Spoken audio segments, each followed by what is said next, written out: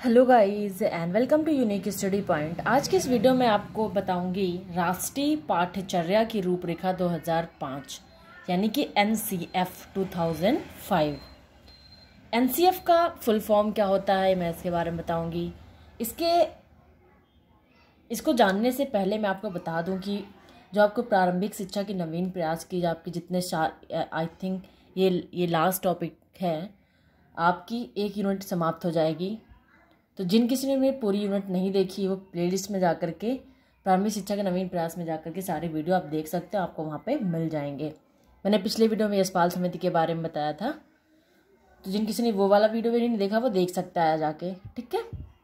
Video शुरुआत करने से पहले यदि आप चैनल पर नए हैं तो प्लीज़ चैनल को सब्सक्राइब कर दीजिए और बेल आइकन को जरूर प्रेस कर दें ताकि मैं जो भी वीडियो डालूँ आपको सबसे पहले नोटिफिकेशन मिल सके। चलिए जानते हैं कि जो एनसीएफ 2005 था वो क्या था। सबसे पहले जानते हैं कि एनसीएफ का फुल फॉर्म क्या होता है। तो नेशनल करिकुलम फ्रेमवर्क, ठीक है।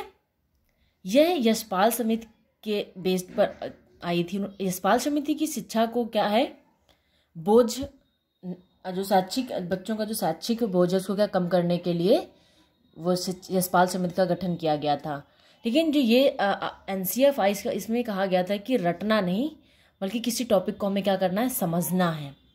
जो रटने वाला जो प्रक्रिया चली आ रही है उसको हमें क्या करना है, छोड़ करके हमें किसी टॉपिक को समझने की कोशिश करनी है और उसको टॉपिक को अपने शब्दों में लिखना है, ठीक है। तो जानते हैं कि इसका विषय प्रवेश क्या था। सबसे पहले तो यह विद्यालयी शिक्षा का अब तक का नवीनतम राष्ट्रीय दस्तावेज है। अगला पॉइंट है, इसे अंतर्राष्ट्रीय स्तर के शिक्षाविदों, वैज्ञानिकों, विषय विशेषज्ञों तथा अध्यापकों ने मिलकर तैयार किया। किसने किसने किया है? शिक्षाविदों ने, वैज्ञानिकों, विशेषज्ञों ने और अध्यापकों ने मिलकर के तैयार किया है। अगला पॉइंट है, मानव विकास संसाधन मंत्रालय की पहल पर, किसकी पहल पर? मानव संसाधन विकास मंत्रालय की पहल पर यशपाल की अध्यक्षता में देश के चुने हुए विद्वानों में, कौन से? देश के जो मेन विद्वान थे उनमें शिक्षा को नई राष्ट्रीय चुनौतियों के रूप में क्या किया गया, रूप में देखा गया। देखो जो यशपाल समिति की अध्यक्षता में क्या किया गया, जो देश के जो मेन जो चुने गए विद्वान थे उनको क्या किया गया, चुन करके शिक्षा को नई राष्ट्रीय चुनौतियों के रूप में जोड़ा गया। अब जानते हैं एनसीएफ की मार्गदर्शी सिद्धांत के बारे में। तो इस एनसीएफ के मार्गदर्शी सिद्धांत क्या थे? पहला पॉइंट था, ज्ञान को स्कूल के बाहरी जीवन से जोड़ा जाए। जो बच्चों का ज्ञान है उस ज्ञान को क्या हम कह रहे हैं, बाहरी जीवन से, अपने सामाजिक जो समाज में हमारे आसपास घटित होता है उससे हम क्या करें, जोड़ें, ठीक है। अगला पॉइंट है, पढ़ाई को रटंत प्रणाली से मुक्त किया जाए। जैसे मैंने आपको बताया था कि इसमें क्या कहा था, रटना नहीं बल्कि किसी टॉपिक को हमें क्या करना है, समझना है। तो उसमें क्या करना है, रटंत प्रणाली को हमें क्या करना है, हटा देना है। अगला पॉइंट है, पाठ्यचर्या पाठ्य पुस्तक केंद्रित ना रह जाए, यानी कि जो पाठ्यचर्या जो होती है पाठ्य पुस्तक जो होती है केंद्रित ना रहे। अगला पॉइंट है, कक्षा को गतिविधियों से जोड़ा जाए। जो क्लास एक्टिविटी होती है उन गतिविधियों से जोड़ा जाए। अगला पॉइंट है, राष्ट्रीय मूल्यों के प्रति आस्थावान विद्यार्थी तैयार हों। जो राष्ट्रीय मूल्य होते हैं उनके प्रति क्या किया जाए, एक भरोसेमंद आस्थावान विद्यार्थियों का निर्माण किया जाए, ठीक।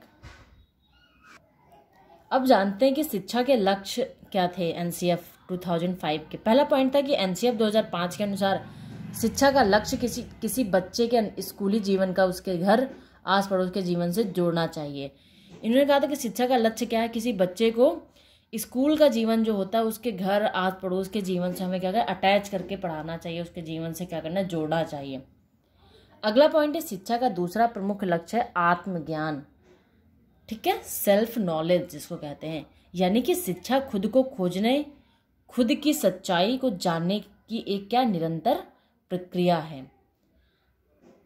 यानी कि जो दो लक्ष्य हैं आपके बहुत इंपॉर्टेंट मैंने बता दिए। क्या है, किसी बच्चे को कि जो स्कूली जीवन है उसको हमें आस पड़ोस से जोड़ना चाहिए और उसके बारे में बताना चाहिए। अगला पॉइंट है कि जो इसका दूसरा लक्ष्य है कि आत्मज्ञान, यानी कि सेल्फ नॉलेज के बारे में उसको कुछ ऐसा तैयार करना चाहिए, खुद की सच्चाई को जानने के लिए कुछ ना कुछ उसको क्रियाएं करते रहना चाहिए। अगला पॉइंट है, शिक्षा के तीसरे लक्ष्य के रूप में साध्य और साधन दोनों के सही होने वाले मुद्दे पर चर्चा की गई है। यानी कि शिक्षा क्या हो, साध्य भी हो और साधन। इसमें कहा गया है कि मूल शिक्षा अलग से ना होकर पूरी शिक्षा प्रक्रिया में शामिल होना चाहिए, मूल शिक्षा को अलग नहीं करना चाहिए। अगला पॉइंट है सांस्कृतिक विविधता का सम्मान करने और जीवन जीने के अन्य तरीकों के प्रति भी सम्मान का भाव विकसित की बात करता है।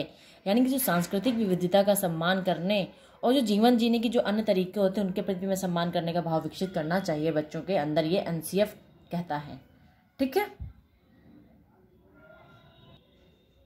अगला पॉइंट है कि व्यक्तित्व अंतर के महत्व को स्वीकार करने की बात करता है। व्यक्तित्व अंतर जो होता है बच्चों में, हर एक दो व्यक्तियों के बीच में बहुत सारी जो असमानताएं होती हैं, जो डिफरेंट होता है, उसी को हम व्यक्तित्व अंतर या व्यक्तित्व भिन्नता भी कहते हैं। तो इसमें कहा गया है कि हर बच्चे की अपनी क्षमताएं और कौशल होते हैं, इसे स्कूल में व्यक्त करने का मौका देना चाहिए। क्योंकि ज़रूरी नहीं कि हर बच्चे के अंदर कुछ सेम क्वालिटीज़ हों। हर एक बच्चा के अंदर कुछ ना कुछ ऐसी स्पेशल चीज़ें होती हैं कि वो कहीं ना कहीं एक क्षेत्र में ज़रूर उसका कुछ ना कुछ प्लस पॉइंट होगा, और वो उसकी कुछ ऐसे स्किल्स होते हैं, जो कौशल होते हैं वो ज़रूर होंगे, उसको क्या व्यक्त करने को उसको स्कूल में मौका देना ही चाहिए। अगला पॉइंट है कि इसमें कहा गया है कि एनसीएफ में कहा गया है कि शिक्षा को मुक्त करने वाली प्रक्रिया के रूप में देखा जाना चाहिए। शिक्षा की प्रक्रिया को सभी तरह के शोषण और अन्य गरीबी, लिंग भेद, जाति तथा सांप्रदायिक झुकाव से मुक्त होना चाहिए। कि शिक्षा को क्या करना चाहिए, हमें फ्री कर देना चाहिए। किसी के या लिंग भेद, जाति के भाव के, सांप्रदायिकता के भाव से जो लोग मानते हैं उसके हिसाब से शिक्षा नहीं देनी चाहिए। जो कि शिक्षा को क्या मुक्त करने वाली प्रक्रिया है, उसको हर एक व्यक्ति तक पहुंचाने का, या शिक्षा तक हर एक व्यक्ति के पहुंचने की क्या होनी चाहिए, शिक्षा हर एक तक पहुंचे। ठीक है, ना कि लिंग भेद, जाति के आधार पर शिक्षा प्राप्त हो किसी व्यक्ति को। अगला पॉइंट है, यह बिंदु स्कूल में पढ़ने पढ़ाने के काम के लिए अच्छा माहौल बनाने की बात करता है। कौन सा पॉइंट है, 7 नंबर पॉइंट है। 6 पॉइंट मैंने आपको डिस्क्राइब कर दिए हैं। अगला पॉइंट है कि इसमें कहा गया है कि जो पढ़ने पढ़ाने का काम है वो क्या हो, एक अच्छे माहौल को क्रिएट करना चाहिए। साथ ही बच्चों की भागीदारी सुनिश्चित करता है। यानी कि शिक्षक खुद आगे ना आकर के बच्चों को नेतृत्व करने का मौका देना चाहिए। जो आप शिक्षक पढ़ाएं बच्चों को, ये नहीं कि कोई आपसे पूछता है तो आप उसका आंसर देने लगे। बच्चों के अंदर जो टैलेंट है उसको शो ऑफ करने के लिए टीचर को पीछे होना चाहिए और बच्चे को आगे होना चाहिए। अगला पॉइंट है, यह बिंदु अपने देश के ऊपर गर्व की भावना विकसित करने की बात करता है। यानी कि आप कह सकते हैं कि जो एनसीएफ है वो कहता है हर एक बच्चे के अंदर हमें ऐसी भावना विकसित करनी है जिसको अपने देश के ऊपर क्या गर्व होना चाहिए। ठीक है, तो आई होप आपको समझ में आ गया होगा एनसीएफ 2005 क्या है। ठीक है, वीडियो अच्छा लगा तो प्लीज़ चैनल को लाइक और सब्सक्राइब कर दीजिए। Thank you so much for watching this video. Thank you so much.